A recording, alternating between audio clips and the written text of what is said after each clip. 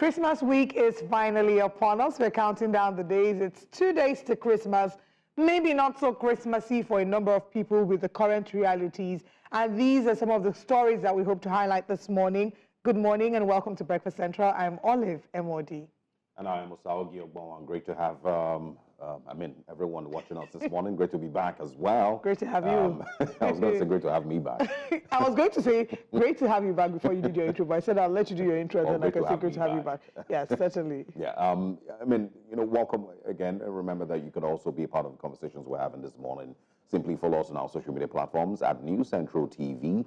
Share your thoughts with us on all platforms. And of course, if you're on X this morning, you can simply tweet at us and let us know your thoughts on these conversations. It's a very interesting 2 hours we're about to have because, of course, a lot has happened over the weekend here in Nigeria. The conversations concerning the stampede, of course, are still back. The Minister for Information, Mohammed Idris, yes, of course, had his view on the stampede. It's likely going to come up in Which Way Nigeria much later today. But a lot of people, of course, don't agree with him, and many people are saying that, it's dishonest for the current administration to be shielded from taking responsibility for the level of suffering and desperation that Nigerians are currently dealing with that has led to these stampedes. As much as we want to, encourage better crowd control, but there's something that is pretty much glaring that we will not ignore, which is the desperation that Nigerians have, and it's not. These stampedes are not, for, bars of gold or anything, that glorious. It's really for tiny bags of rice and gari and oil and onions and some really, very, very tiny things. And so if you find this level of desperation that leads to a stampede enough that we have lost about 70 lives, about 40 of them children, all in 1 week, it's not simply because Nigerians just like freebies. Right. It is a level of desperation that has, clouded Nigeria in the last 2 years. Absolutely. I mean, I completely agree with the sentiments that you've expressed this morning.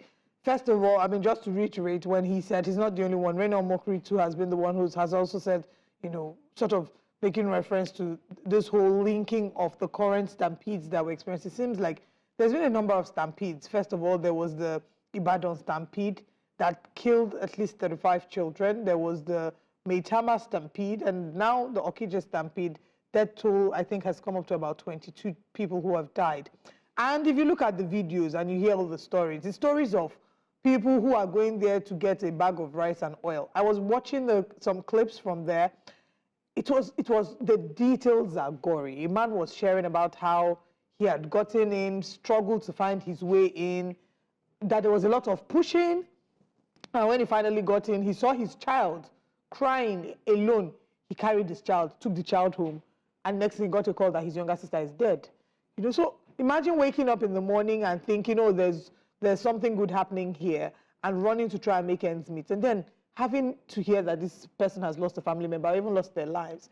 This is not the first time in Nigeria that we see that during the festivities towards the end of the year, people are giving out gifts. People do this whole charity work towards the end of the year, giving out bags of rice, oil.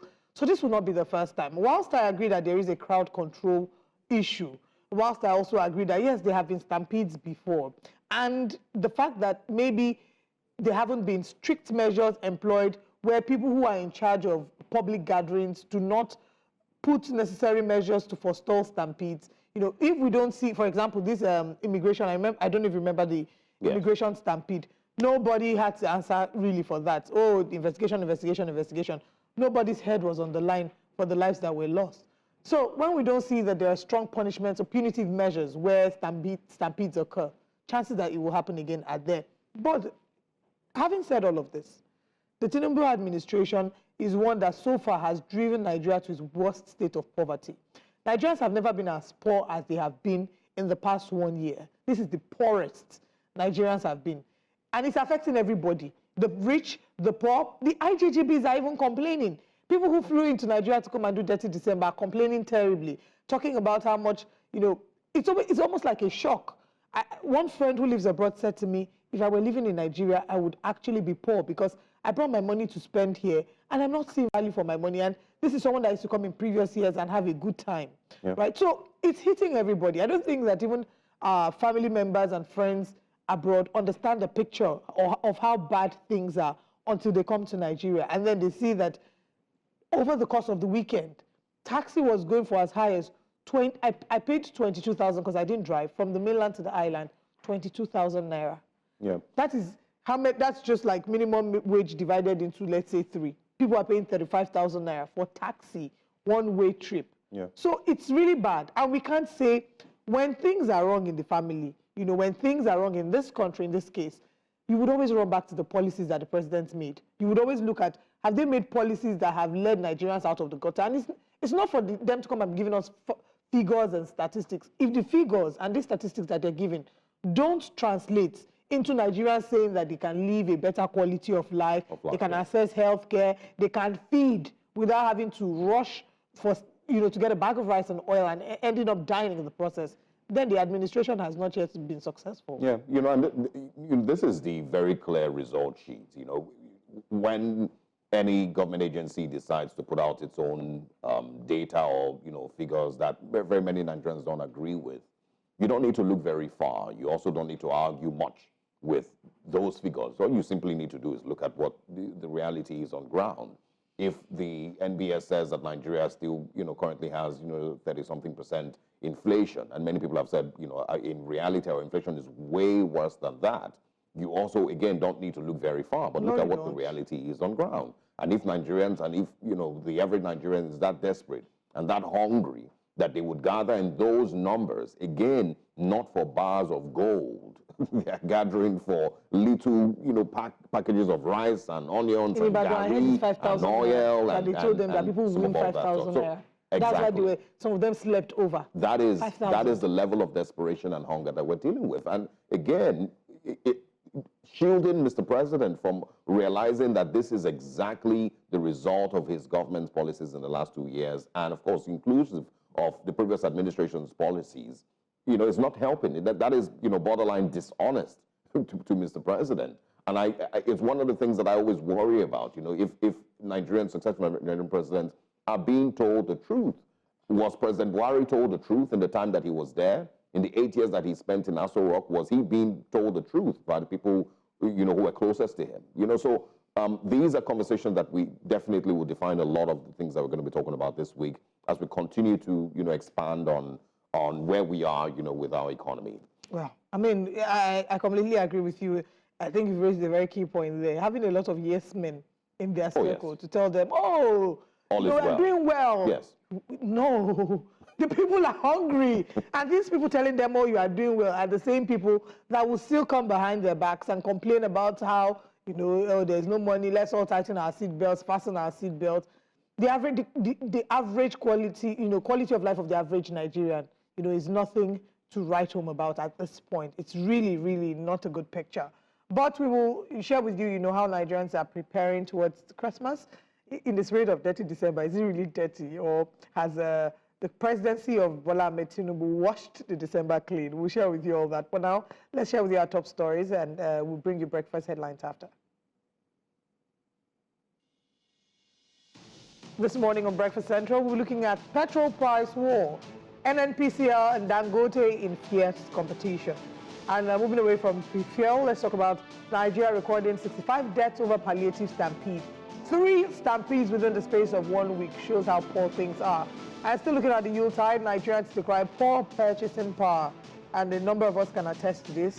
Travelers groan over rise in transportation fares. And of course, we'll be reviewing the newspaper front pages. Join us to do that, and we'll open the phone lines for this as well. All these and more on Breakfast Central, but now let's bring you breakfast headlines.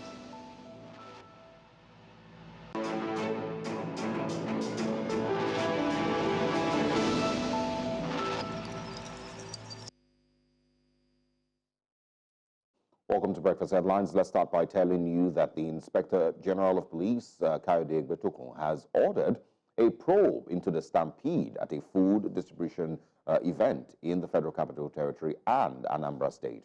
At least 10 persons died and many others were injured during the distribution of food items to vulnerable and elderly individuals at the Holy Trinity Catholic Church in Maitama, Abuja. 3 persons were also confirmed dead and several others were wounded in a philanthropic drive in Okija, Anambra State. The Anambra death toll has since risen to 22. Authorities are calling for calm while the injured are being treated following the stampede in Abuja. In the wake of the incidents, IGP Kayode Betokun said negligence on the part of those distributing items is criminal. Now, at a press conference in Abuja, the spokesman of the Nigerian Police Force, Muyiwa Adejobi, quoted the IGP as mandating all police commissioners in the affected states to probe the incidents. The police have also warned the public against organizing unauthorized events. The Christian Association of Nigeria, CAN, has condemned the recent spate of stampedes at food distribution centers across the country, resulting in the loss of at least 67 lives. In a statement, CAN President Daniel Oko expressed heartfelt sympathies to the families of the victims and described the incidents as a troubling pattern. The stampedes occurred in Anambra, Abuja, and Oyo, with the latest incident happening at the Holy Trinity Catholic Church in Abuja, where 10 people lost their lives. And also talking stampedes, the People's Democratic Party, PDP, has described the 3 recent food stampedes in Nigeria as an ugly testament to the alarming level of misery, poverty, hunger, starvation, sense of hopelessness, and desperation for survival currently plaguing our nation. Under the current president, Bola Tinubu-led All Progressive Congress government. In a statement on Sunday, PDP spokesman Debo Olugunagba said, the tragic stampedes at private food distribution events in Oyo and Anambra states, as well as the FCT, which claimed the lives of over 60 citizens, could have been averted.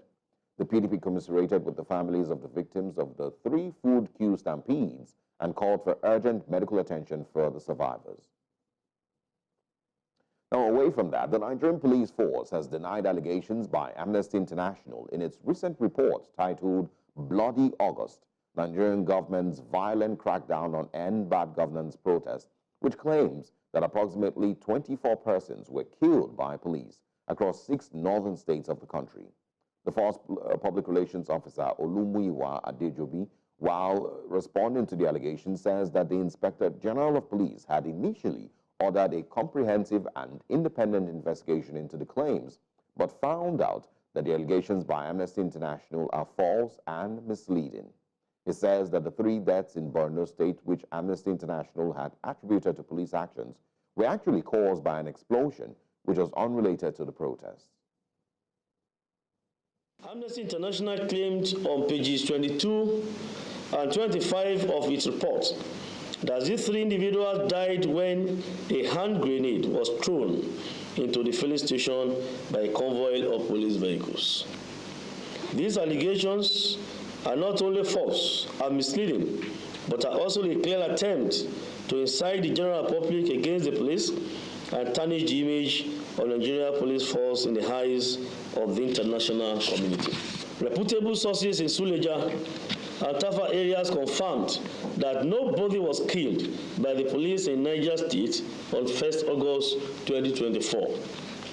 It is instructive to note that Amnesty International's claim was based solely on an unverified and disputed report published in Premium Times on 18th August 2024, titled Now in Southern Africa, Cyclone Chido has claimed the lives of at least 94 people in Mozambique, with over 110,000 homes destroyed.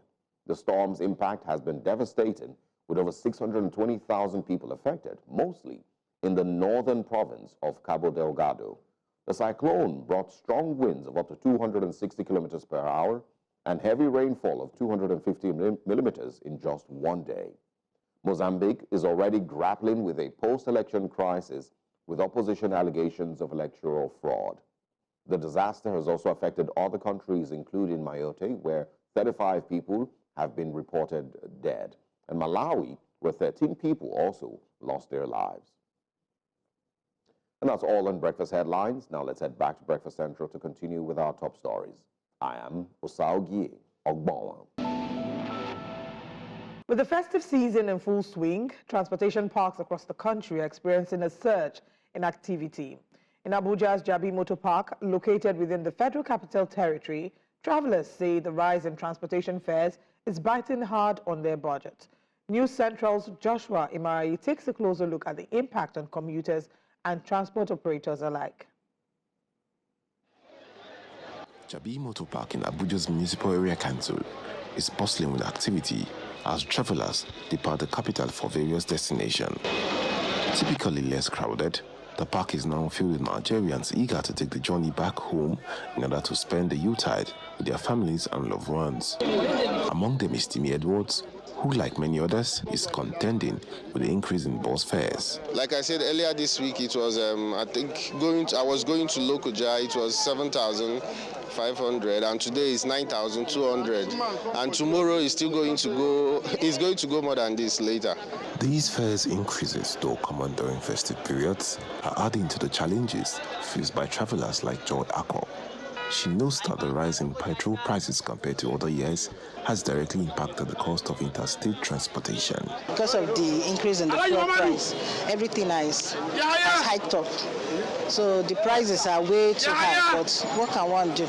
Before, normally it used to be like 9,000, but I think presently now they say it's 13,000. Speaking to one of the drivers at the motor park, he gives reasons why he thinks there is an increase in the price of interstate transportation fares. During Christmas season, we are getting plenty more passenger, and some passenger will carry plenty goods, as what you see by yourself.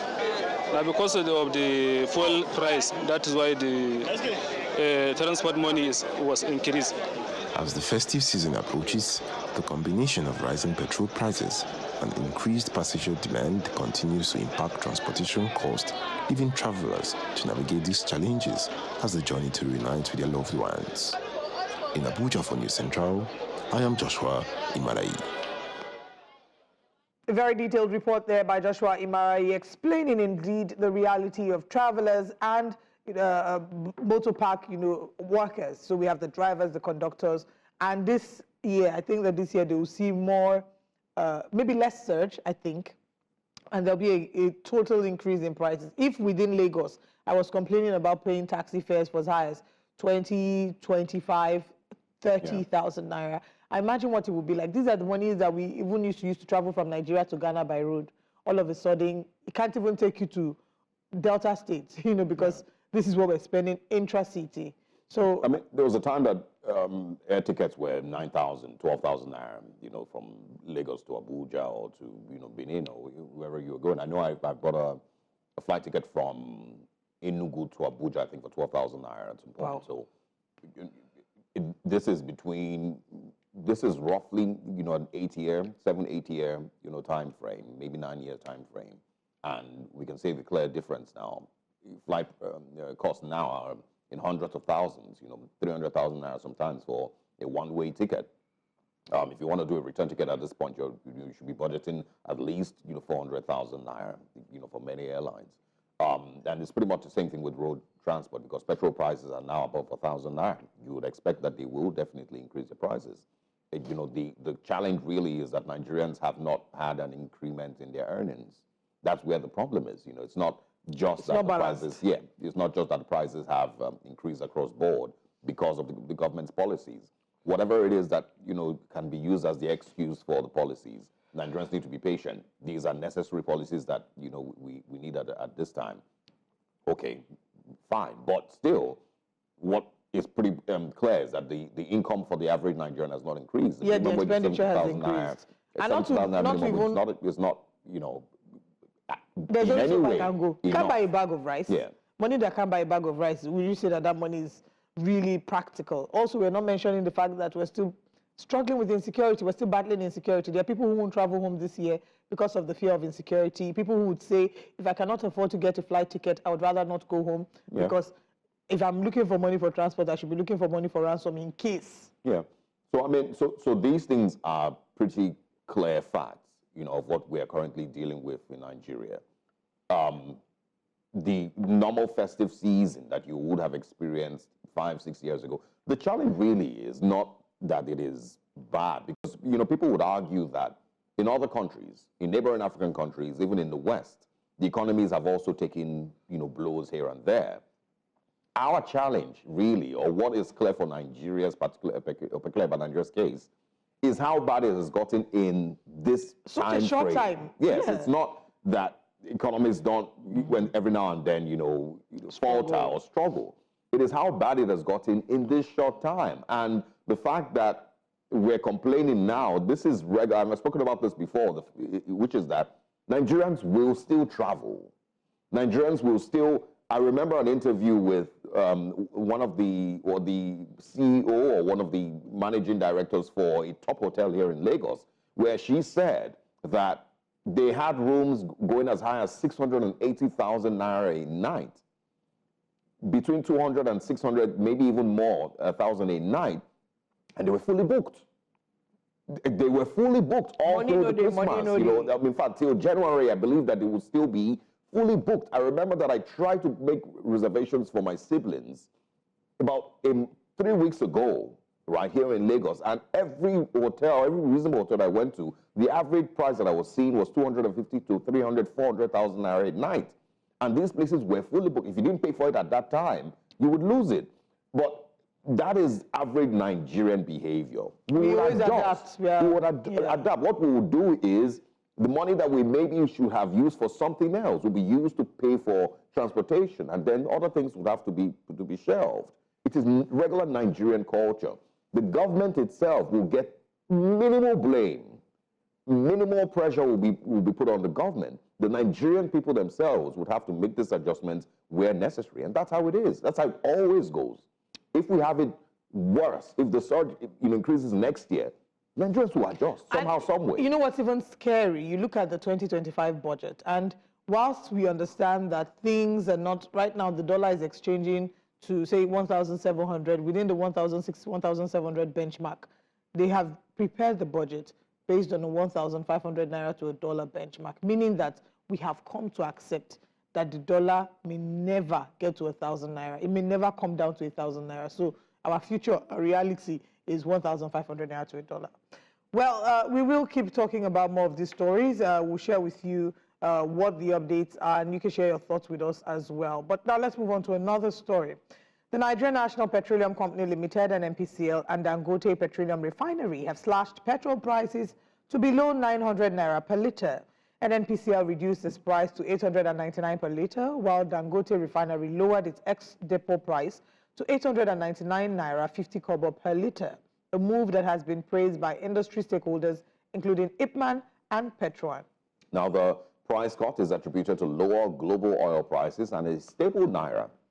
Regional pricing strategies have also been implemented in states such as Anambra and the South region. This development is expected to reduce transportation costs and the overall cost of living for Nigerians, especially during the holiday season, which, of course, we're currently in. Now, joining us is National President Petroleum, Billy Gills-Harry. Good morning, and thanks for joining us.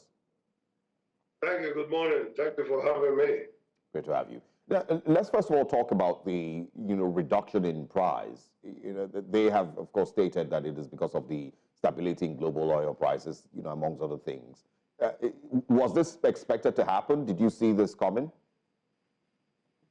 Well, on the 29th of November, Petroleum had the Energy Security Strategy Forum, and some of the fallouts there was a projection, that the possibilities of prices coming down is rife, and that was very easy to understand, because once there is availability of petroleum products, even that by itself will enhance some sort of price competition, and so we anticipated it. We also called for it. Petroleum had a very good understanding with Dangote for our members to start buying from him directly. And we also had quite a lot of, discussions also with NNPC in the same strategic business meetings. So we anticipated that this will happen, but we didn't see it coming so soon. So we think that there must be a few business, entrepreneurial business factors that would have also contributed to that. And one of them, you already mentioned, that the price of crude oil, came down slightly. All right. So I think another thing to ask would be, if this is something, is it a temporary relief of some sort? Do we expect that things will revert to what the position was before this reduction, maybe in a couple of weeks? Because what we've seen a number of times when we see progress in certain sectors, Nigerians will say it's a bit too early to rejoice. So is it too early to celebrate this? No, I think because the season where we are is a fully deregulated one, PMS, every slight change should be celebrated. And we should all anticipate to keep it going. If the prices of the input costs, keep sliding down, we should be able to see that this will also impact in how much we buy product from the refiners, which will ultimately trickle down to Nigerians. So it's good to celebrate it while it lasts. My personal projection is that the price will go up, it will come down, it will go up, it will come down. There will be nothing so much like this will be a linear price that will be there. And like this happens in other climes, where you wake up in the morning and then 1 gallon of PMS or gasoline, as it's called in other climes, will be selling for $2.05. And then by afternoon, it has gone up to $2.15 or thereabout. So that, I think, will be the play going forward. And when do we expect to see some form of stability? I mean, you've said you project that there will be a rise and a fall for a while. How soon do you think we will get to a point where we can say of a truth or of a certain, we can say that, this is the benchmark for the prices? Oh, well, we'll get there. These are still beginning days. There are lots of moving parts at this time. Dangote is doing the very best they can. The humongous, project that's there, 650,000 barrels per day, quite enormous, and it's been very, very helpful in making sure that there's no petroleum product scarcity in Nigeria. In the Yuletide, for the first time, we are having the product available, and prices are also, kind of slightly coming down. So it's a good thing. And do we say that will be the pattern consistently? That will be left to be seen in the coming weeks, not days. I also, want to know if there's been, major questions asked as to what the pricing template is, that defends selling petrol as, as high as it currently is. Is Petroleum, fully aware of what the production cost is for, a barrel of crude oil in Nigeria to defend us, having to buy it at this price? We can only anticipate a certain price input in expenses to produce 1 liter of PMS. But from our experience, those analysis may never be consistent with the realities, because there are practical values that you cannot get when you are not the refiner. The refiner has their own knowledge of how they want to do things, how they want to work out the cost of how they have produced 1 liter of PMS. And those are private business facts that it will be a little bit, immoral for us to try to pry in there.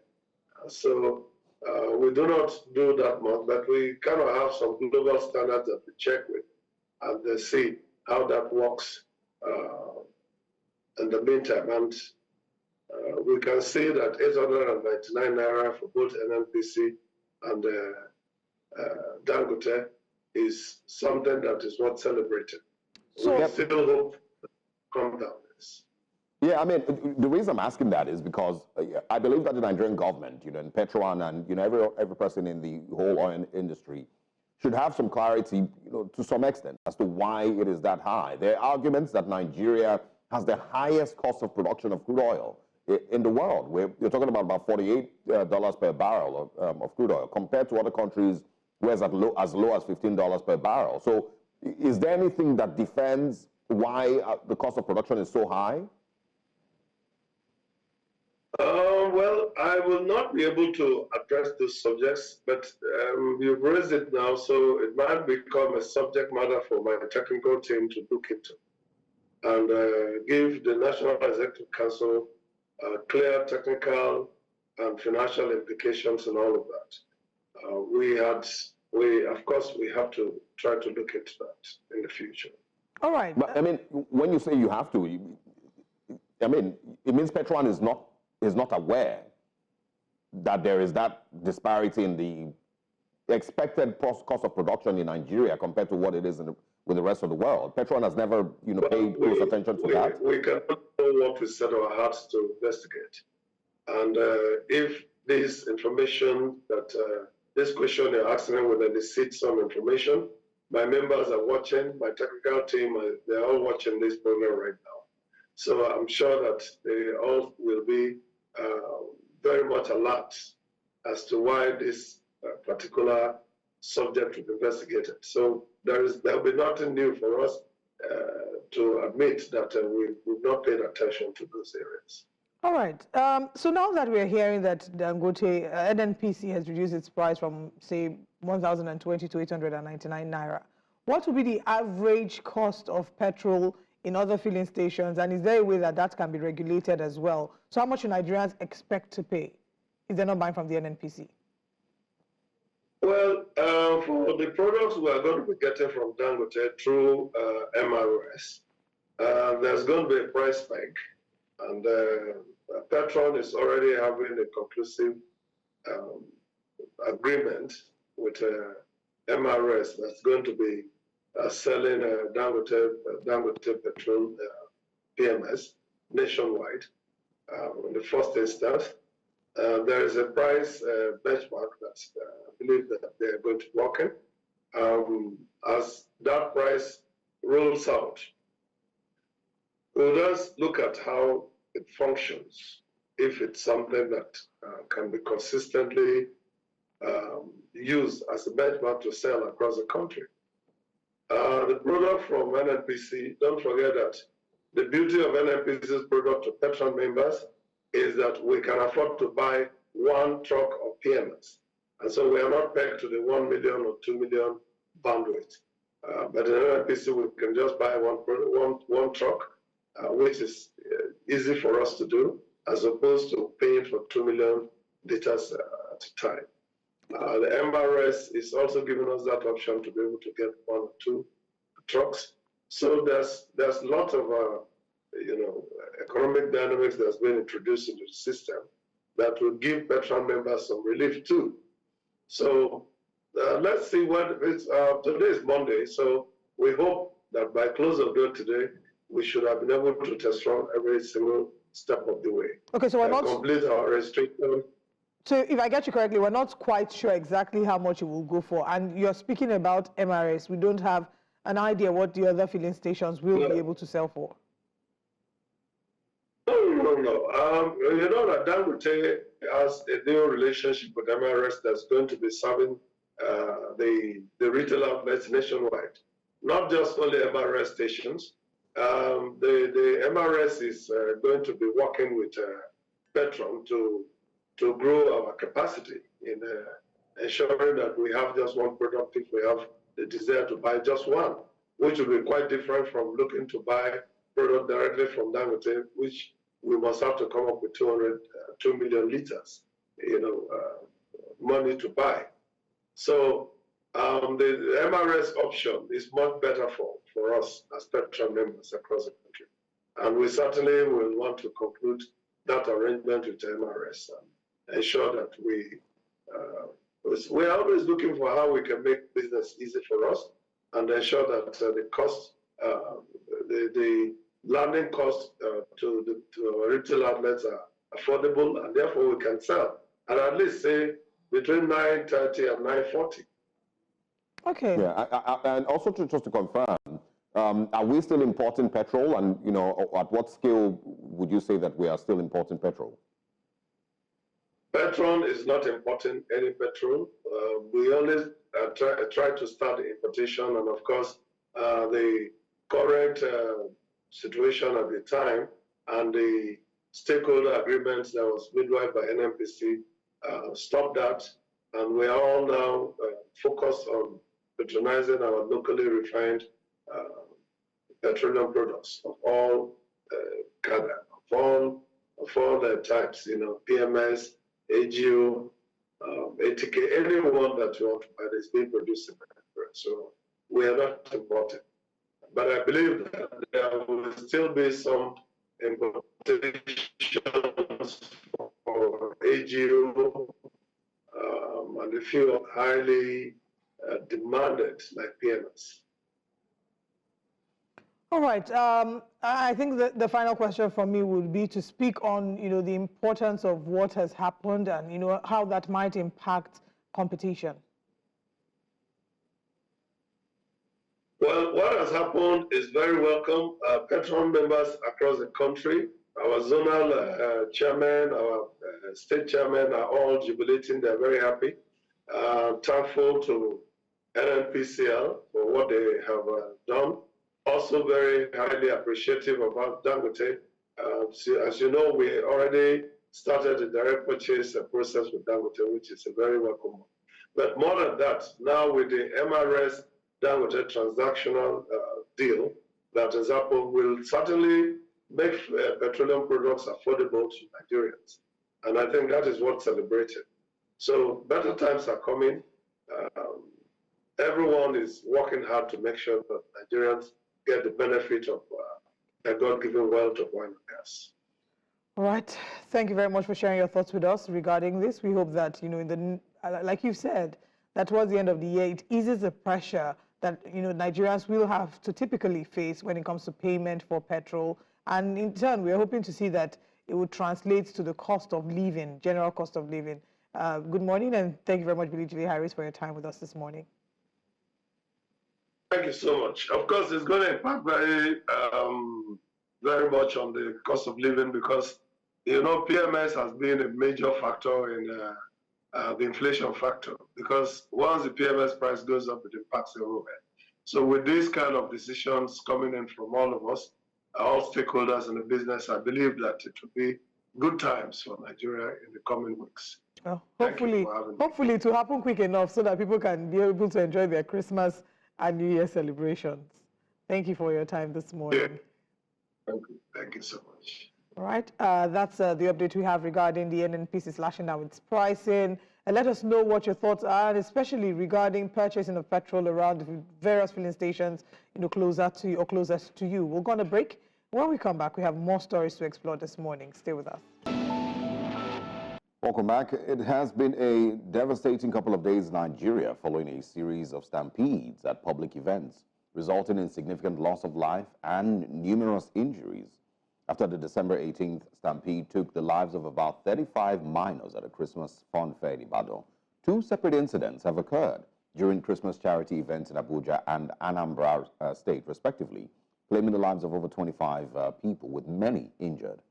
Now, while some arrests have been made over the Ibadan stampede, the police is still investigating all three incidents. Specifically, for the Federal Capital Territory, the police command has issued new guidelines requiring individuals and organizations planning public events, charity activities, or large gatherings in Abuja to notify the police in advance. Joining us now is the creative director of Dunamis Events and the president of Association of Professional Party Organizers and Event Managers of Nigeria, Olufumbi Akinyoshoye. Good morning. Thank you so much for joining us. Good morning. Thank you for having me. It's very unfortunate that we're having you to discuss a really sad series of incidents that we've had. In 1 week, we've seen several deaths and stampedes. Unfortunately, you know, because towards the end of the year, we would often see charity events. But with the stories that you've heard, is this something that has happened in previous years? Is this the norm every year? No, it's not the norm.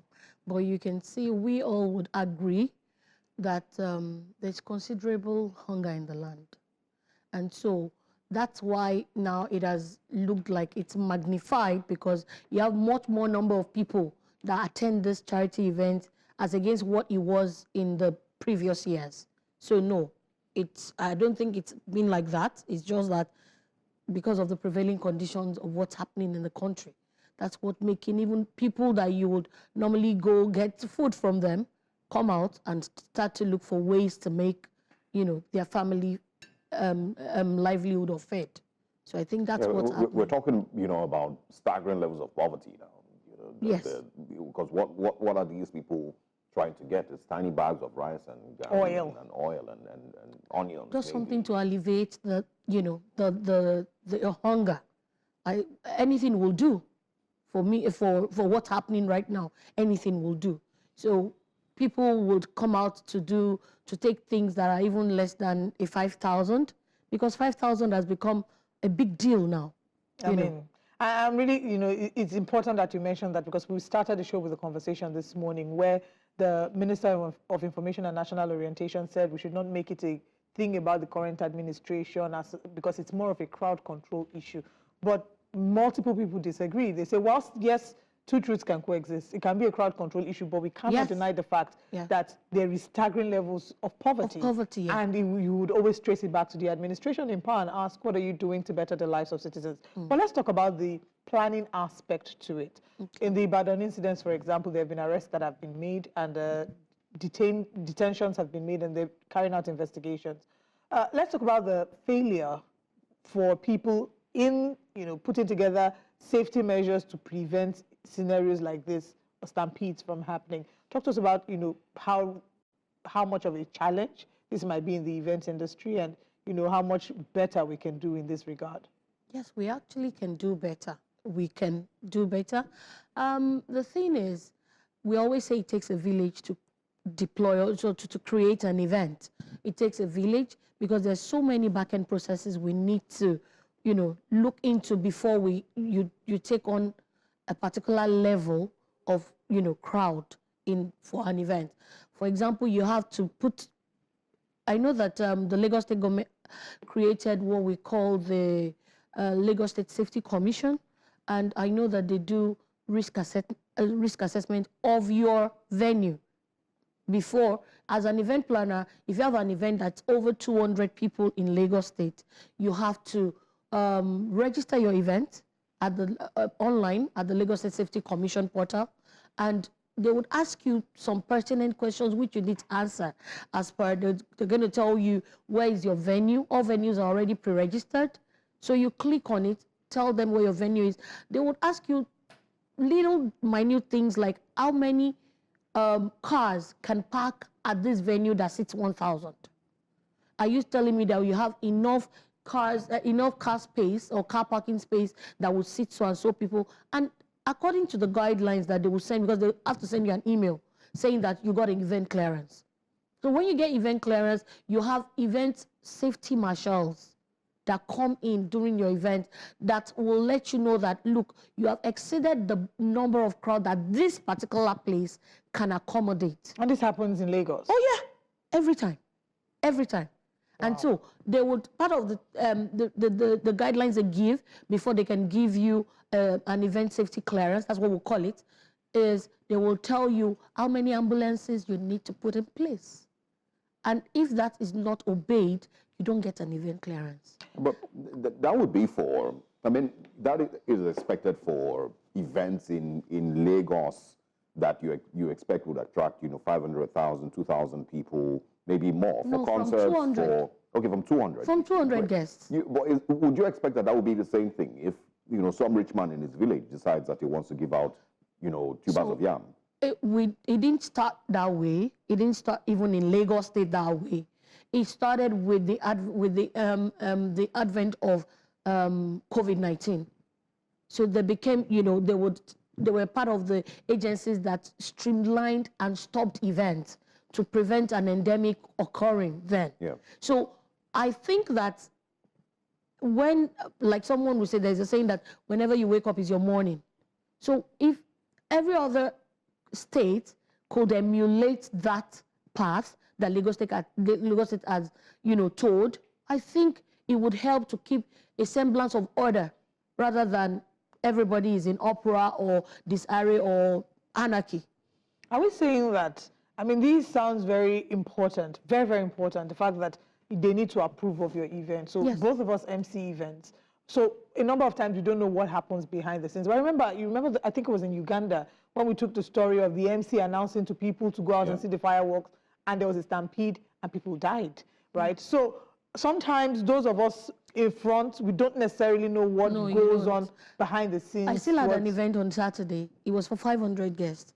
And the part of the management of the hall had to request, Madam, where is your event clearance? If not, we'll not permit even your decorator to come into the hall and start to work. Okay, so why I'm asking this is because in the course of hosting events, maybe we haven't just paid attention, but in some cases, will you say that every single event that caters to more than 200 people has an ambulance? Would you say that every single event in Lagos has been able to follow these guidelines? Well, to a large extent, I will tell you that it's not in totality, because everybody knows that people would get by somehow, some way. But honestly, I tell you, especially for, my members, that's the certified upper members, they know that you can't have an event without having an event clearance and obeying all the guidelines. If you're not using the last ambulance, which is the Lagos State Ambulance Service, you would make use of, there's some private companies that own ambulances, and you must have an ambulance and medical professionals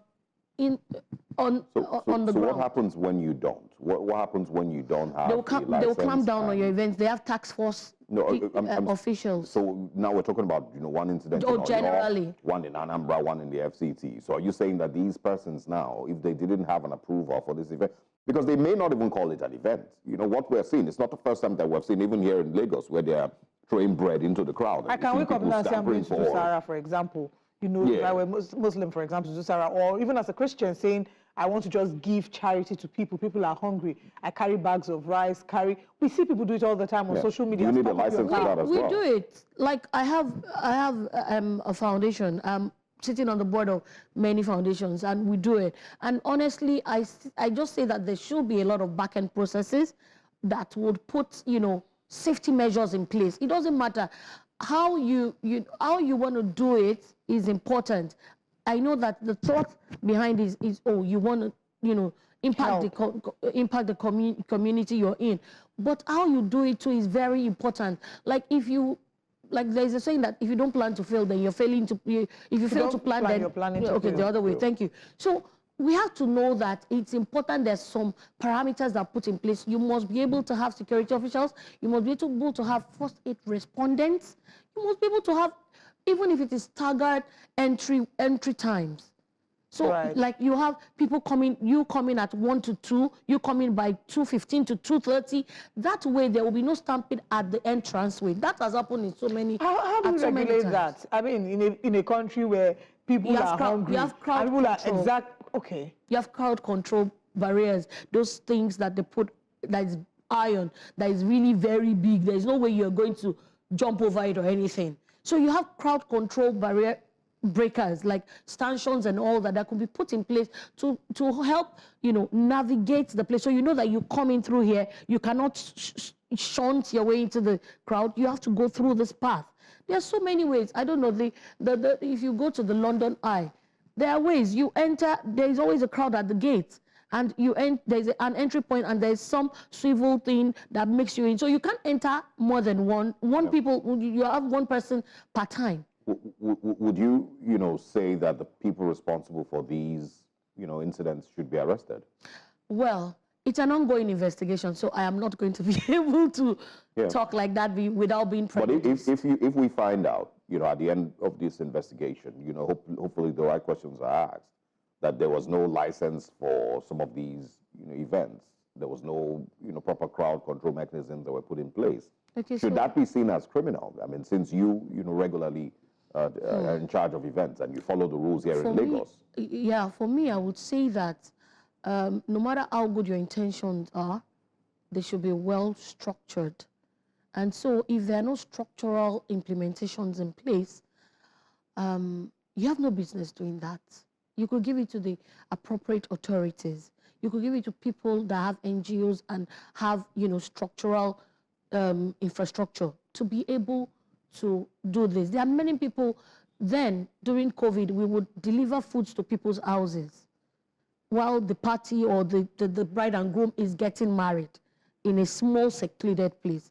And they would join, and everybody had a beautiful time. Then there was something to fear. People were afraid of contracting COVID. Yeah. Right now, people are not really afraid. And I'm not going to put you in the box. And there's also the hunger thing. Yes. The hunger thing is very I'm not going important. to put you in the box because I see that somehow you haven't really answered my colleague's question. Yeah. About if they find out. If it's criminal negligence that has led to loss of life, you know, now, where there is no law, then there is no sin. Is there a law put in place for such and such incidences? All right. If there was no law, then we can have the law down. Then now it becomes a sin. Yeah, but that level of criminal negligence, I don't think they need a new law for it. It's negligence that has led to loss of lives. You know, we're talking about dozens of people who have lost their lives. I agree. You know, because one person decided to share rice. You know, as noble as it might be. One person decided to be kind. Yeah. I would rather, look at it objectively. I understand the pain of everyone that has lost somebody. And I know the pain of loss, I can tell you for a fact. But, we could point fingers and all of that.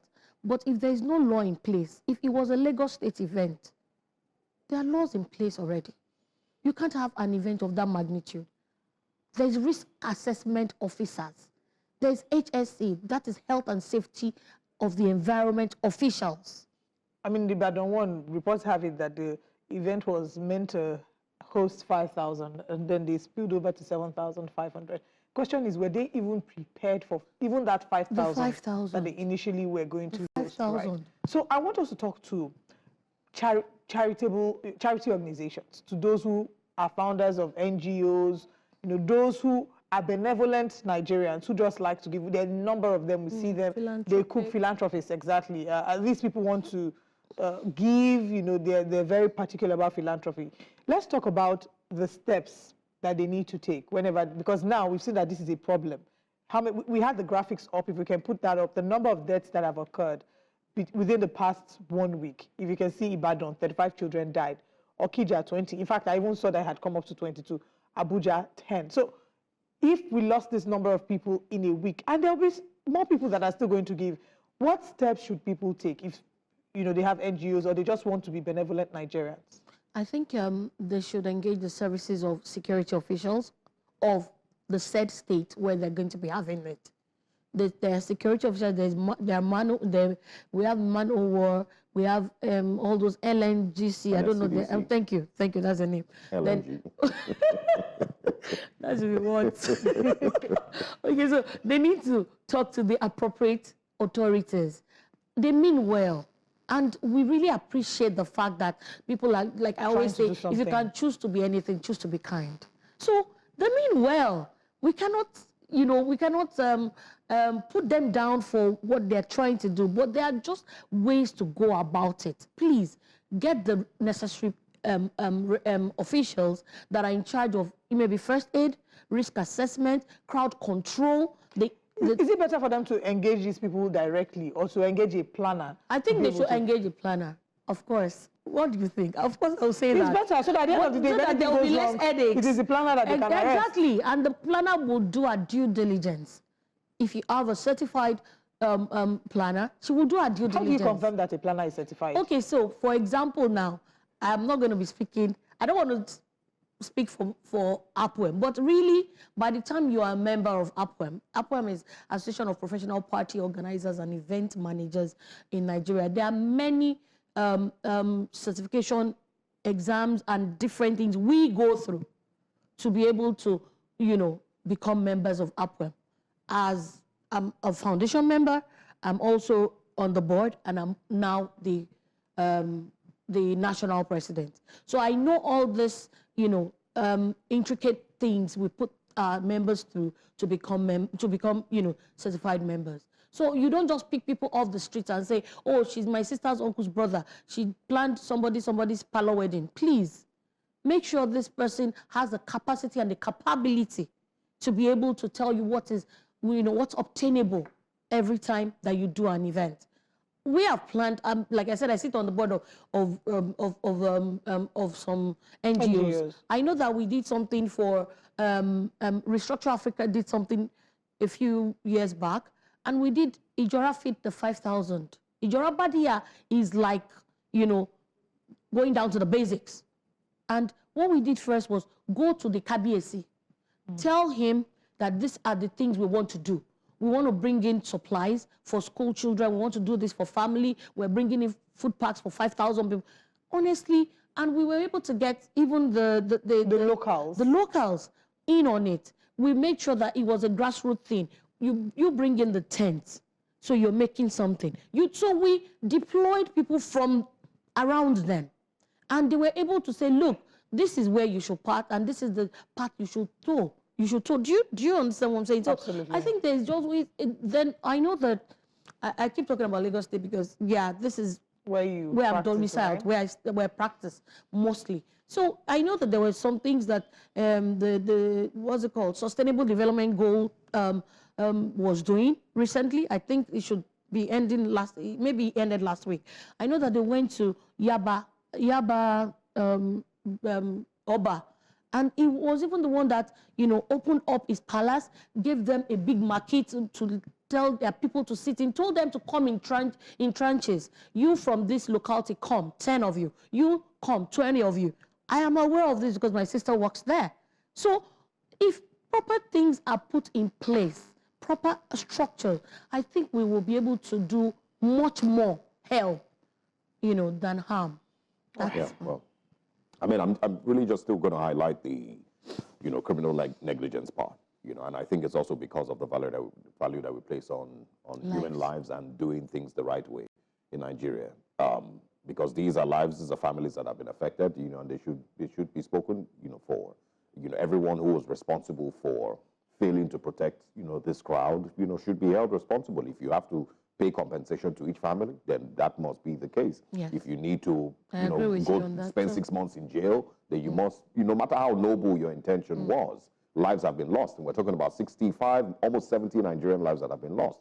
We're not just going to say, oh, sorry, you know, we can't say, oh, sorry. No, we can't say, oh, you know, sorry. Everybody should go home. That's not the way that it works. Yeah. It's just because of the yaga way that we do things in Nigeria. That's the reason why, you know, this is likely going to end with no vex. No, just like I don't think it's going to end that way. No. Immigration. Do you remember the immigration stampede where people were going to quote unquote, you know, I mean, it's been a while and I can't remember exactly when that happened. But there was a stampede and nothing was really done. It's the same thing we say when we look at the real estate sector, where houses are collapsing, they are investigating, the developer is on the run, we don't see anything. Part of the argument is that if there were strong punitive measures to say that if as a developer you find that there's a building collapse and anybody dies or loses their property, you'll be thrown in jail for so number of years. And Nigerians can see that a number of developers have been thrown in jail. We'll see that more people will sit up and ensure that they're getting quality materials and supervising their buildings closely. It's the same thing here. If you know that, I put together an event, or so person put together an event before and people died. There should be a law that states that whatever it is you want to do, there will be punitive measures if you don't do it right, or if any lives end up getting lost. So that would be criminal negligence. Yes, it should fall under negligence, right? So I mean, so let's see what your state and Anambra State and the FCT eventually, you know, find with their investigations. Maybe they pass a bill. No, I mean, I want to, because, you know, now I can't really check what the Oyo State laws would be, but, you know, I would like to see what the investigations find. And if these investigations show that, yes, you know, these people are criminally negligent for not protecting the crowd that they attracted with this, their noble Christmas giveaway, you know, I mean, that's where we should start asking questions for. Unfortunately, this might affect the ability of other people to also do giveaways this Christmas, because everyone's going to shy away from it. Everybody's giveaway will be on social media. Drop your account number, let's do giveaway. That's safer. That's safer. Well, it is a conversation, a sad but very necessary conversation that we've had this morning with Olufumbi Akinyoshoye, who is the director of Dunamis Events and president of Association of Professional Party Organizers and Event Managers of Nigeria, APWEN. Thank you so much for joining us this morning. Thank you for having me. Welcome back to Breakfast Central. We're reviewing the front pages of the newspapers now and sharing you what the top stories are. And joining us is public affairs analyst Dotun Ojon. Good morning. Thank you for joining us. Good morning. Happy Monday to you. Yes, and Merry Christmas in advance. Are you feeling Christmassy yet? Responsibility has driven the feelings away. So my brother. You just have to. Don't be saying you talk. You touch everybody. All right, let's see what the front pages of the papers are saying this morning. On the front page of our first paper, the big stories this morning, let's see what the Punch newspaper. Stampede death, states list tough conditions for palliative distribution. Organizers must secure permit, provide medical team, ambulances, security orders, insist governors. Police deny killing hunger protesters and demand amnesty's apology. Government approves recruitment of 3,927 customs officers. We also see at the top of paper, travelers battle on ending price hikes ahead of Christmas. Petrol to sell 935 naira per litre from today, according to Ibadan. How terrorists smuggled Libya gun truck into Zamfara, according to the federal government. Federal government's 50% transport reduction scheme may begin Tuesday, day to Christmas. Why freeze after setting Ogun Cup ablaze during dispute? Wow. Tinubu repeating Buhari's borrowing mistakes, says Atiku, and that's all on the front page of the Punch. Let's go to the next paper. Yeah. The Nigerian Tribune, or the Daily Independent, I guess, comes up next. It says here, 47.9 trillion naira 2025 budget, bold step with unrealistic assumptions, say experts. Say success depends on effective revenue generation, debt management, addressing inflation, FX volatility. Atiku says budget lacks fiscal discipline to address problems. Many people also agree with that. Stampedes, Lagos warns show promoters and others. Omokri tackles Obi over stampedes and deaths, and also Serap asks Akpabio and Abbas to cut 9.4 billion naira presidency budget for travels, meals, and 344 billion naira National Assembly budget. Food stampedes, results of pervasive hunger in the land, says the PDP. And we can also find stop politicizing stampedes at food distribution centers, federal government warns. After 5 years, federal government lifts ban on mining activities in Zamfara. Those are the major stories on the Daily Independent. I'm thinking we should actually go into the papers, and then if we have more time, we can take another one. And I want us to start with that story that you took about. Lagos wants, says stop politicizing stampedes at food distribution centers, federal government warns. Now, we started this and we talked about this earlier with our guest, where the Minister of Information and National Orientation, Mohammed Idris, had said that it's disingenuous for Nigerians to say that these stampedes are happening as a result of President Bola Ahmed Tinubu's reforms and the policies that his administration has made. And I want to get your thoughts on that. Is the presidency really not to blame? And is there any angle to politicizing these stampedes? Okay, good morning once again. And it's good to actually look at the philosophy of the stampede. Perhaps that will give a clearer understanding of how we got here. Usually when things like this happen, the first port of call is actually the government, because people want to believe that maybe if government had done something, maybe this would not have happened. But beyond that, there are three critical areas that we need to look at. Number one is leadership. And when you point at the direction of leadership, you are indirectly saying, oh, what are we supposed to have done in the time past that we haven't done? Number one is the value of people's life. It's a cultural problem in Nigeria, and it means that we do not actually attach so much of a value to the life of an average Nigerian, and as a result of that, everything goes, number one. Number two is also our nature as a people, as Nigerians. I have been at a bus stop before, and I think an 18-seater bus came, and we were barely 6 that were there, and everybody was in an empty bus. Everybody was rushing inside just to get a seat. My friend Charles Ideho was saying it was yesterday that he saw a video of an airline and people were rushing inside, maybe because I've not taken plane before. I thought that thing they used to give you has a tally and a tag. But sometimes they overbook. Sometimes airlines overbook. But again, it talks about our nature as a people. Number three is the mental problem called poverty. The mental problem called poverty. And there are dimensions of poverty that we need to look at this morning. Number one dimension are those who don't have at all. Another dimension in philosophy is those who have everything they need and they still cut corners to get richer. And the third in the series are those people, because this issue is a bit of an emotional issue, you can't continue to delve into the nitty-gritty. If not, we'll ask questions as to the number of people that were there that day. That day, we have, we've talked about not valuing people, you don't make necessary arrangements. You remember when this actor died, Pope Jr. died. And a lot of people were saying, we've been doing this for long. People just travel across the river without life jacket. And even after his death. Even after his death. So it's the same thing that has happened to now. This has been the way people have been distributing palliative.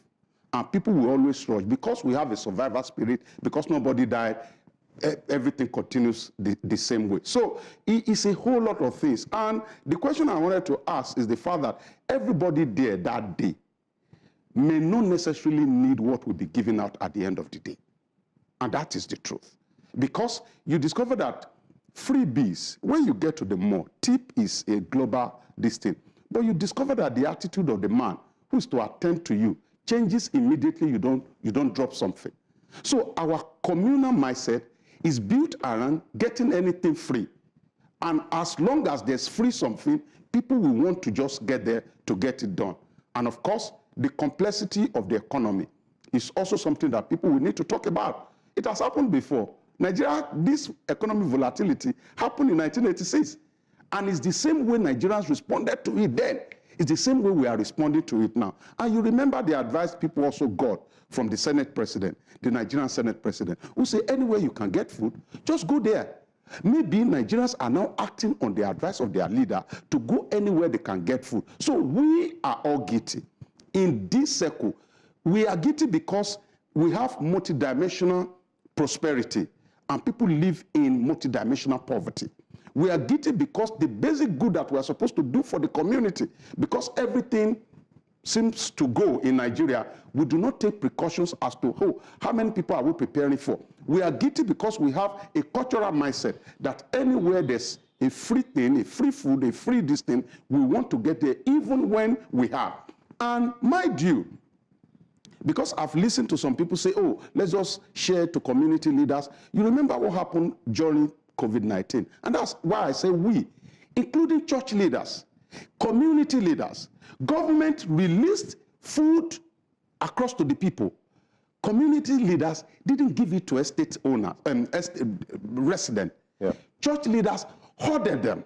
So it's a community where people just takes advantage of their own national cake. And when you drive past, maybe you are not aware, when you drive past your street and you drive a reasonable, maybe a meaningful kind of car, do you know how every other person looks at you who cannot drive it?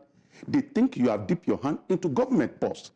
And even the Olori and the organizers of the program, the people that went there, majority of them, and I'm saying it because I have interacted with people in 4 different sectors. Majority of people that went there that day went there because they were thinking that it's part of their own national cake and they must get there to take it. So everyone is guilty, and I don't want to hear that, oh, they should not point accusing finger at the federal government. We are all guilty. The policy of government was not well thought out. You cannot remove fuel subsidy and liberalize your forest market at the same time. And it led to complexity of Nigerians or Nigerian government not having a control of their economy. And most of the people that are experiencing this are experiencing it for the first time. I'm experiencing this for the first time. I only read that of 1986 Structural Adjustment Program, and I went back to history. I was not there. But a repeat is happening in our own very eye. Unfortunately, the most painful aspect of it is that when you have hard economy, hard situation like this, it's supposed to build strong men who will talk to the government, who will confront the government. Unfortunately, in our case now, we are building weak men who are running away from saying truth to power, everybody wants to just join APC so that they can get their own share of the national cake. And it's an unfortunate situation. I just hope we are going to get out of it. Yeah, unfortunately, I mean, this is where we found ourselves. And, you're very right, very correct. The reaction from Nigerians is pretty, disappointing. Next week, I'm not going to be shocked if we hear that more people are porting again to the APC, and that really is born out of the real reason many of these people get into politics, is not to serve. It's not to improve on the lives of the Nigerian people.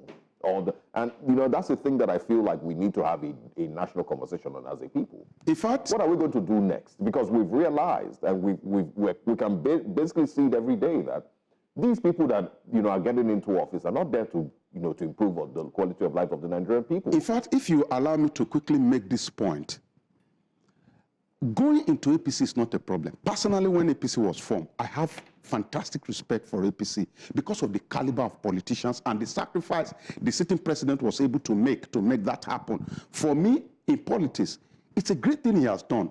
But when people point to APC in their drove and they are not working on making life better for the people, what do I mean? Have you seen the budget? At least have you read through the basic things? Ministry of Niger Data had budgetary provision in the budget that was submitted to National Assembly. It's a ministry that has been scrapped. It means that shame on everyone that has run to APC that is unable to make life better for people. For example, there's nothing wrong if you move to APC, if you have a genuine intention to make things work. What is the essence of the crowd without a correct means of making life better? Why can't you make things work within your party?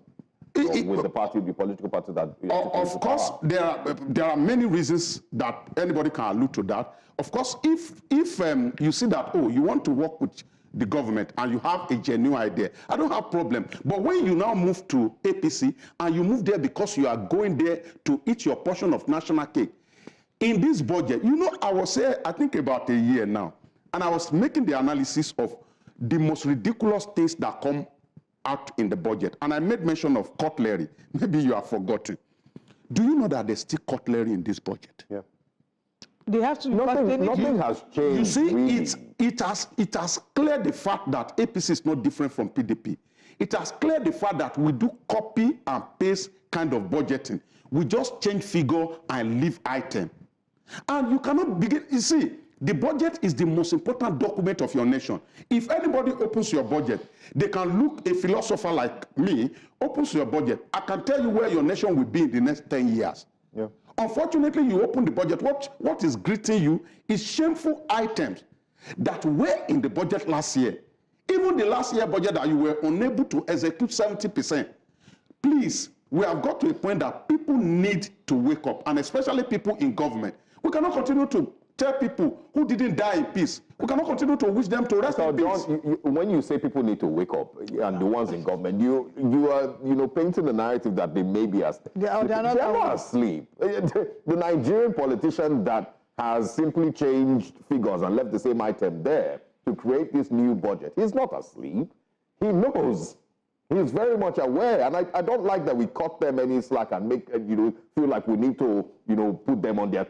They know what they are doing. The Senate president is aware that this budget and the budget items there, nobody's going to convince the average Nigerian that the National Assembly didn't go through that budget and see those things there and still approve it. And one very important thing about budget, if you allow me to quickly make that point, is the fact that there are two ways to corruption.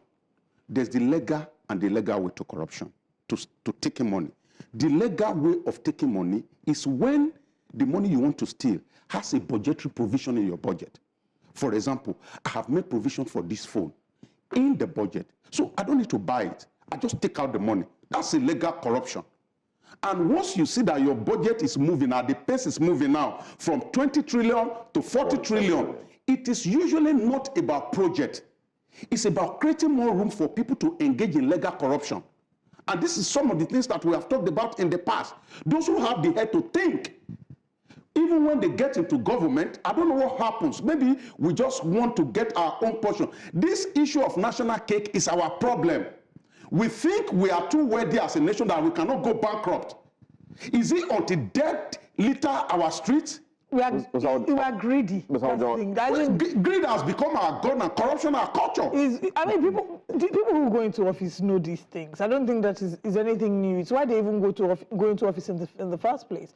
If we stripped Nigeria's political leadership of the many benefits that it currently has, you would see fewer people would run for office. The most unfortunate part of it is that, there's this in marital philosophy. They say if couple live together for a long time, they begin to look like each other. Yes. Yeah. The same thing happens in leadership. When you work under some kind of leader for too long a time, you begin to behave like that leader. So Nigerians too now have begun to behave like their leaders.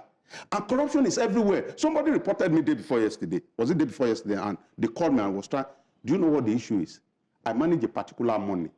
And one person sent me, she was to benefit from the money I manage, and sent me 5,000 recharge card. And immediately I sent her money back to her. I don't have anointing to be dragging my feet on what I don't want to do. Do you know the people were angry? Nigerians also prefer people who will take money from them to favor them.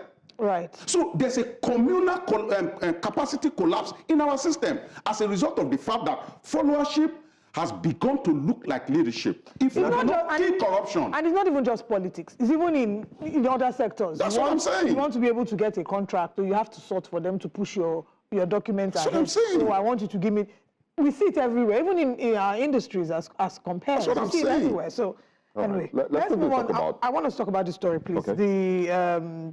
The Amnesty International report. I don't know if that's the story you wanted to talk about. No, I was going to talk about Ipman, the petrol. Okay, so if you can quickly touch on it. Ipman released Amnesty International released the report on the 28th of November, and in that report they talked about, they titled it Bloody August, Nigeria Government's Violent Crackdown on End Bad Governance Protesters. The police don't agree with this report. Yes. They don't believe that Nigerian police killed protesters. Yeah, the police will not agree. You remember, even when EndSARS issue happened, and the governor of Lagos State came on air to admit the fact that a few numbers actually died, he came back to say, oh, no, nobody actually died. So I wasn't expecting that the government will accept. And it takes us back to where we're coming from, human lives. We must get to a point. 200 and something million? Are we too many? If we are too many, let them loan us to other, because Nigeria, our brain is one of the greatest resources that we can export. Let there be a government program that will export all of us to some other country if we cannot attach simple value to our life.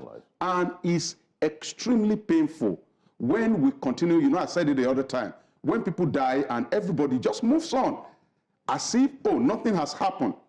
And we've talked about countries that will go the extra mile because of one citizen. We must, for us to continue to bear the name Giant of Africa, the first thing we need to do is to ensure that the lives of our people really matter. So I do not expect that the police, you know, Amnesty has always been back and forth with the government. And in democracy, once you build a society where nobody is able to say anything that happens, then you have killed the people. They've asked Amnesty International to, they've demanded apology. According to the front page of the Punch, it says police deny killing hunger protesters, demand Amnesty's apology. Well, let's see how they are going to respond to it. Yeah, we'll see. All right, petrol to sell 935 naira per litre from today, says Ipman. Dangote, of course, has dropped to 899, I believe, naira per litre. There's a bit of confusion as to what has, caused this, a change in price, and how, just like the exchange rate, can wake up tomorrow morning and in the next 2 days can decide that it's going to 1,005, and when it's bought, it goes back to 1,007. Just like that. Nothing really explaining what these, what has triggered these. It's in naira stability. Is this also surprising for you? Do you also see this as, something positive, as a result of, extremely positive, because I was actually expecting that fuel is killing me, and I was expecting that I'm going to pay more during the Yuletide. Nigeria is very funny. One of the reasons why I do not celebrate, people practically beg me to celebrate anything, is because of the fact that every kind of celebration that's supposed to give you joy puts pressure on you. Yeah. I don't know why we want to celebrate Christmas and everything goes up. You get to the market. I went to the market for the first time in 10 years yesterday to buy pepper, and I was practically scared because I just had a rump of money in my hand. I thought I would be able to get. When I got there, do you like a dream? It was a different grammar entirely. That I was like, somebody needs to help. So when we get to a season of celebration like this, transport fare goes up, fuel, price of fuel, everything goes up. But I am so happy that, okay, during Christmas, for the first time in many years, we are having it come down. But do not forget, that before this government came on board, we were buying for less than 200 naira. Yep. It's just a reminder. And we must know what we are targeting. We are not targeting 500. We are targeting 200 naira. And every year, that's what we are targeting. That's what Nigerians are targeting. At least we want to be able to breathe for once. So, see, is this a realistic target? See, or is this just hopeful I am thinking? expressing my expectation. I do not want anybody to go to the marketplace to celebrate because we are buying at 935. What I'm saying is that it's a positive move. I love what the government has been able to pull. And I'm hopeful that the turnaround maintenance for the second refinery in Port Harcourt, the one in Warri and the one up north, when everything begins to work, then we will have the prices for that slashed down. Like I told you, the MKO philosophy the other time I came here, the MKO philosophy still remains valid to today about pump price. And what's the philosophy? It says that in a crude oil, we have about 14 items. It is the belief of MKO Abiola that those 14 other items should be able to pay for the price of petrol. So there's no argument. You have fuel, you have jet fuel, you have diesel, you have all manner of things that if all of these things come out from a barrel of crude oil, then they should be able to pay for the price of petrol. Until today, there's no philosophy in the downstream or upstream sector that has been able to counter that. So I believe that this good thing they've done, it is not yet Uhuru, it may be Kenyatta. And that's the last man. I see what you mean. We are That's actually a nice one. we're still expecting 200 naira. Oh, okay. Well, Okay. Yeah. I'm speaking for my community, so. Honestly, I'm even expecting lower than 200, I hope. But it just feels like at this point that might be wishful thinking. The Daily Independent, top left of the Daily Independent says, I think we spoke about the budget already. It says, after 5 years, federal government lifts ban on mining activities in Zamfara. Okay, so there's been too much attention on petrol because we've always thought that, oh, petrol is the one that will give us everything we do need. But of course, you know the direction of the world at the moment, moving away from all of these things. So I think it's high time the Nigerian government also concentrated on other areas, other mineral resource that can actually end them foreign exchange. And I'm so aware, and I'm so glad that there's an agreement signed with France, though there's been a bit of agitation, why France, owing to the fact that what France is doing to other members of ECOWAS. They believe that over the years, they've just been taking advantage of those Francophone countries that we should not actually be paralleling France. But like I said, the direction of your leader is the direction of your nation, and there's nothing anybody can do about that at this time. So I am happy that the federal government is trying to look away. And I also respect the Minister of, is it Solid Mineral? Yeah, Alaki. Dr. Dele Alaki. Yes, I believe that with him being there, he will be able to pull some of the strings that will earn Nigeria more money, since APC government is about more money. So part of why this ban had happened in 2019, if you recall, they had seen links between banditry and illegal mining. Yes, so right now, it has not changed. So that's what I wanted to ask. Yes, Do you think that there's been progress in these insecurity challenges? It has not changed. Right. Every aside from Boko Haramism, which has even adopted element of what's it called, kidnapping and all of that. All of that banditry that you see along that is directly connected to our mineral resources. They just want to take control of some of these sites and have more money. And what do they use this money for? To buy more one arms. of the pages of newspaper that said that the federal government actually caught a truck load of ammunition from Libya. Right. That's more, anyway, we'll keep talking more about this. I think along with, we need to go along with the Zamfara. There are two Zamfara stories. It is the lifting of the mining activities in Zamfara on the Daily Independent and on the Punch. Terrorist smuggling, Libya gone truck into Zamfara. Exactly, and we see that I mean, that should be a top story. John. Thank you so much for joining us this morning, Dr. John. All right, now let's bring you Which Way Nigeria. I'm sure that you've thoroughly missed hearing, our monologue from Osagi, and we'll bring that right up next.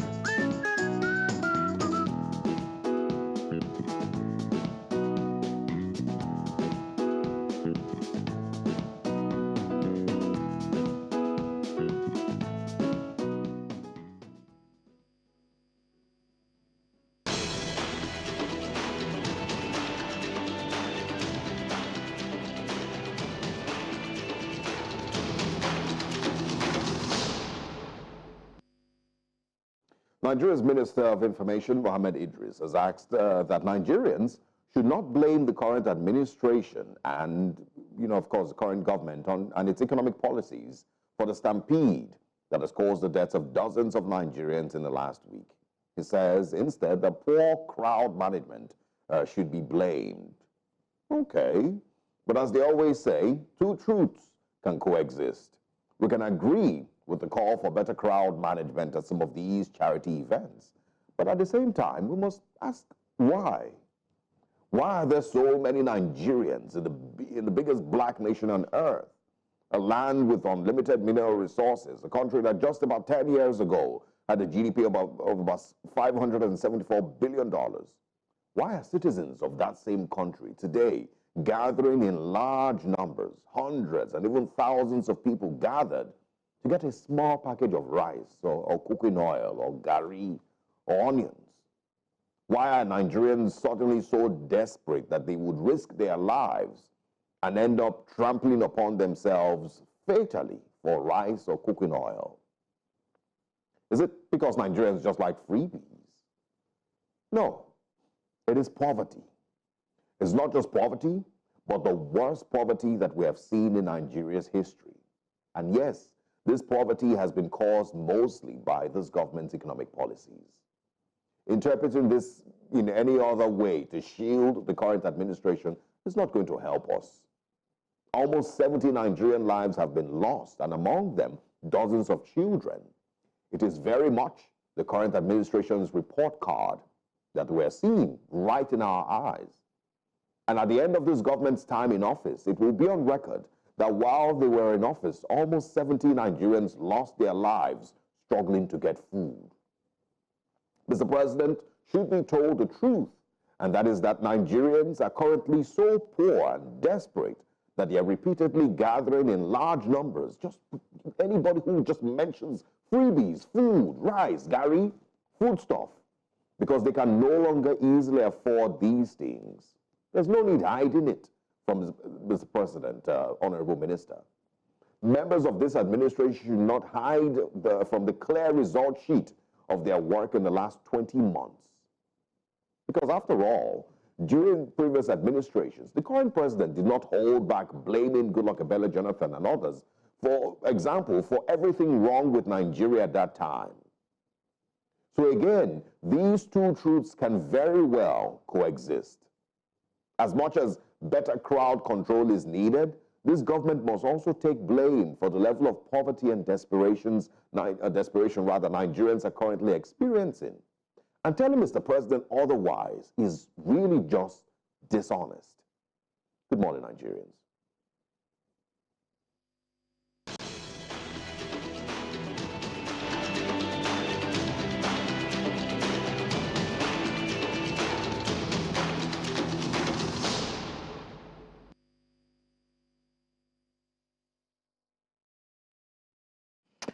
Wow, very well thought out and detailed expression by Nigerians, because yes, indeed, two truths can coexist.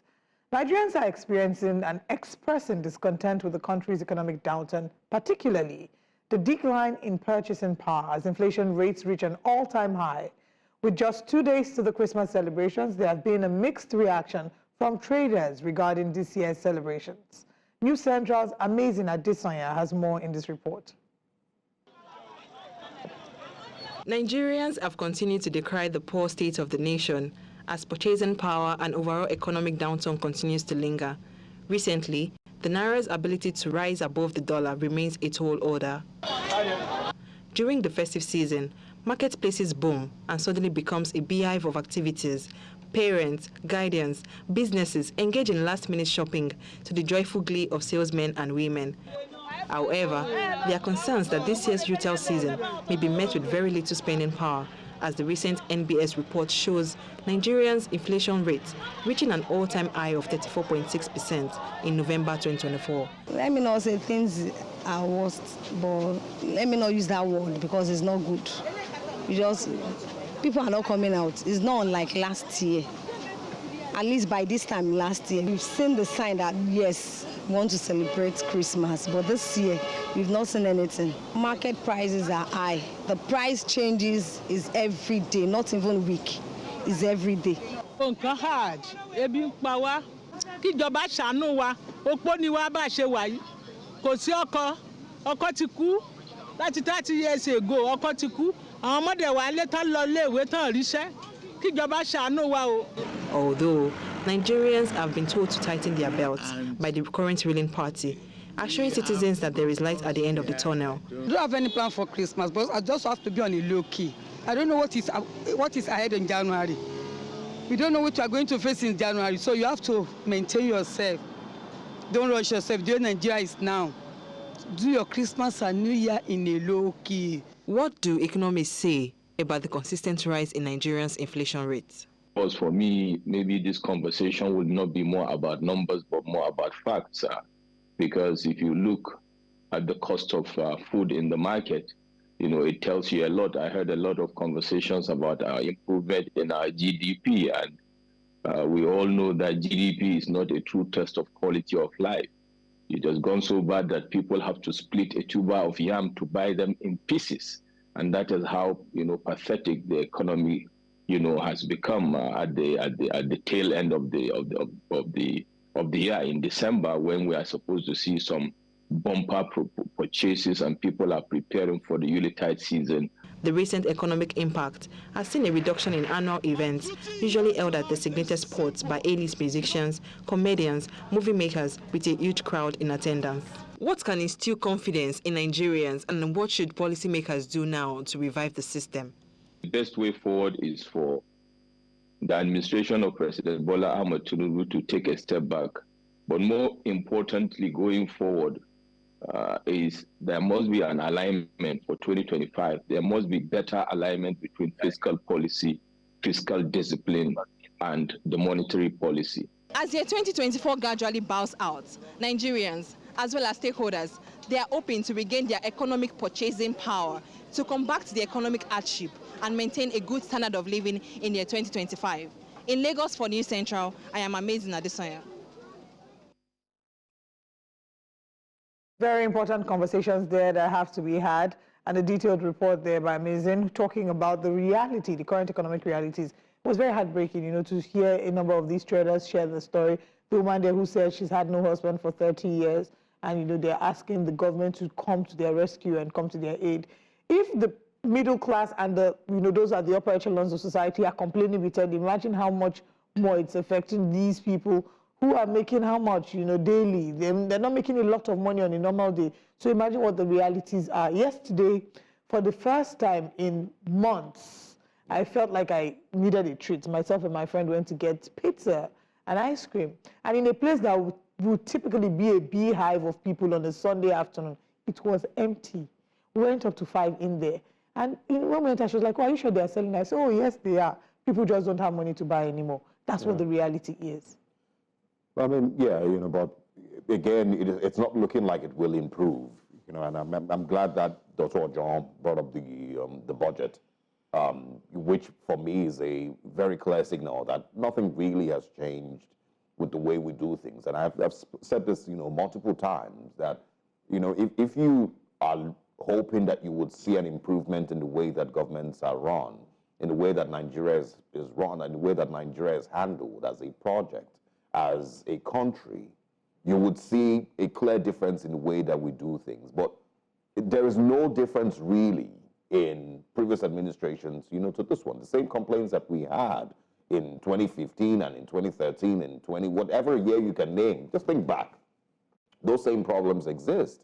If we have a budget that still has those items that you can clearly see have no business being in our budget repeatedly every year. We haven't changed our way of doing things, and that's my point. We haven't decided, or the current administration hasn't decided, you know, within itself, that it will handle Nigeria differently. And because of that, we don't expect that there would be any improvement. It's delusional to expect that you would do things the same way you've been doing them. You would budget, you know, pretty much the same percentage for healthcare and for education and for security, and you expect that you will see a difference in the way that these, you know, sectors are run. the Nigerian police would continue to be the Nigerian police because, I mean, it's pretty much the same thing that was done last year, you know, with regards to financing, with the idea behind what the Nigerian police should represent, with the idea behind what Nigeria itself should represent. There's no difference, really.